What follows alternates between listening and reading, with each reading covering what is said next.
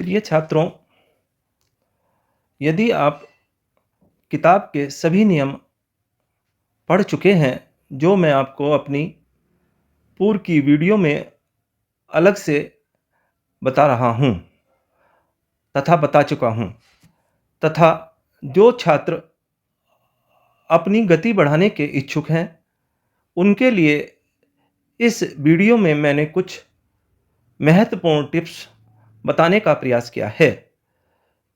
मेरा पूरा अनुभव है कि यदि आप इन टिप्स का पालन करेंगे, तो आप निश्चित रूप से शुद्धता के साथ स्वच्छ शॉर्ट हैंड लिखने में सफल होंगे तथा उसका हिंदी अनुवाद ठीक करने में भी आपको पूरी सहायता मिलेगी।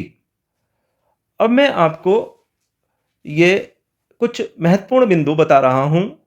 कृपया इन्हें ध्यान से पढ़ लें और याद कर लें तथा अपने अभ्यास में लाएं।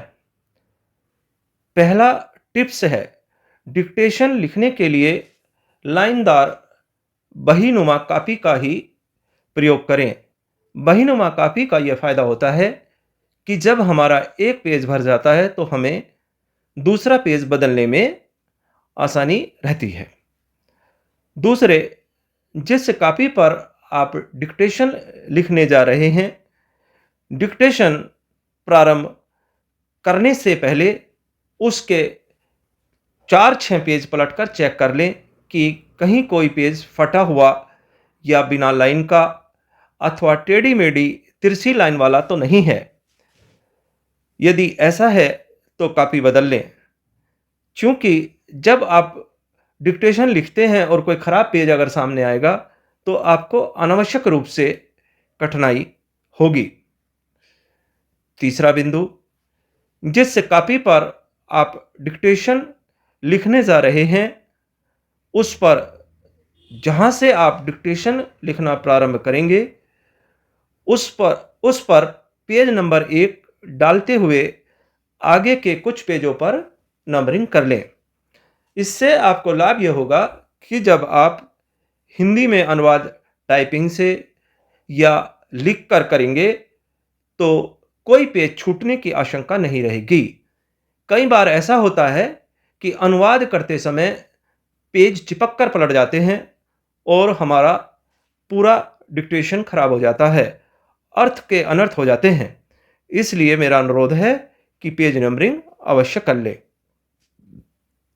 डिक्टेशन प्रारंभ होने से पहले जिस कॉपी पर आप लिख रहे हैं उसके नीचे के कोने मोड़ लें, ताकि लिखते समय जब आपको पेज पलटने की आवश्यकता हो तो उसमें कोई कठिनाई न रहे।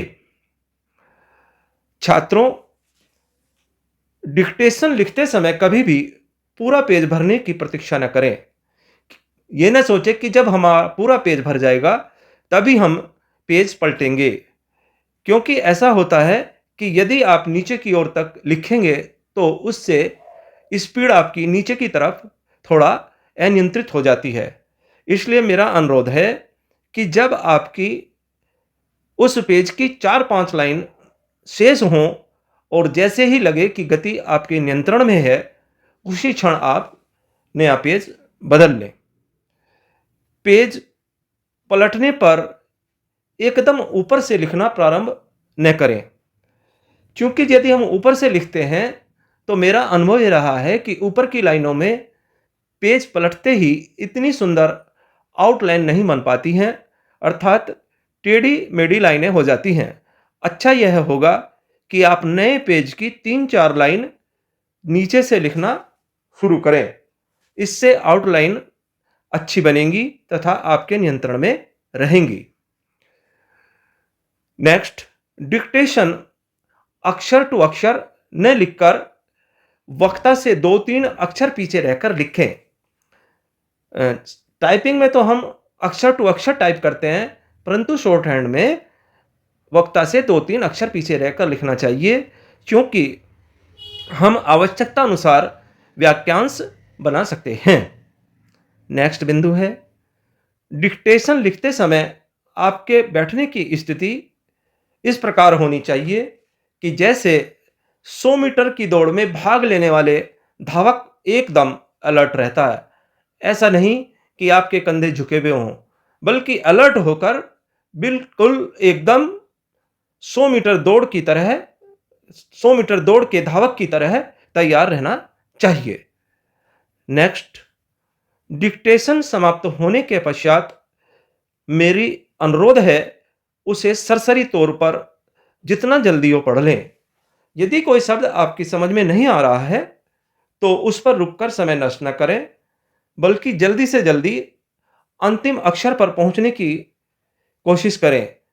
इससे यह लाभ होगा कि डिक्टेशन लिखते समय कुछ मैटर हमारी मेमोरी में रह जाता है, और यदि हम पूरे पैरे को जल्दी से जल्दी रिव्यू कर लेंगे तो जो शब्द हमारे याददाश्त में, हमारी मेमोरी में है, वह रिव्यू हो जाएंगे, और तथा जब हम अनुवाद करेंगे तो हमें कोई दिक्कत नहीं होगी और इससे बहुत लाभ मिलेगा।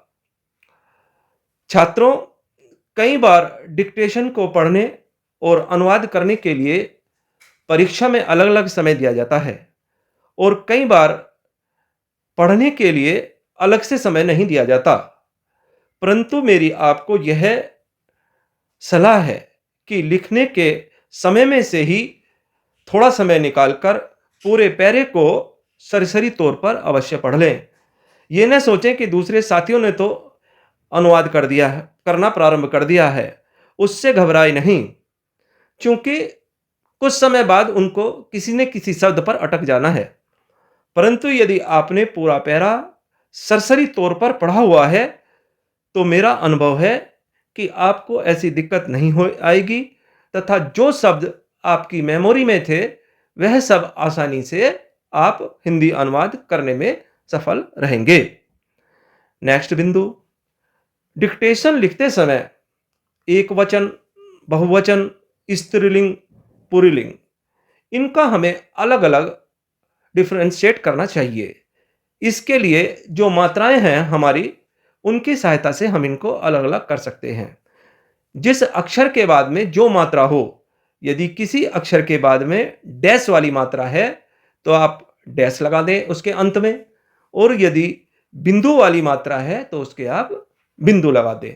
इससे आपको एक वचन, बहुवचन, स्त्रीलिंग और पुल्लिंग करने में सहायता मिलेगी, तथा आपका पूरा सेंटेंस हिंदी अनुवाद करते समय ठीक बन जाएगा। छात्रों, अगला बिंदु है, यदि किसी व्यक्ति का नाम, शहर का नाम, अर्थात कोई नाउन संज्ञा जैसे मेरठ, दिल्ली, कलकत्ता, किसी का नाम नरेंद्र मोदी, आडवाणी, केजरीवाल, इंदिरा गांधी, संजय गांधी आता है तो उस अक्षर के नीचे 2 डैश अवश्य लगा दें। छात्रों, आप इन टिप्स को ध्यान से पढ़ लें और याद कर लें। अब अगली वीडियो में मैं गति के लिए डिक्टेशन के पैरे बोलकर और फिर इनको शॉर्ट हैंड में लिखकर डालेंगे, और मुझे आशा है कि यदि आप इन टिप्स को ध्यान में रखेंगे तो आपको आगे की वीडियो में आने वाले डिक्टेशन लिखने में बहुत आसानी रहेगी। धन्यवाद।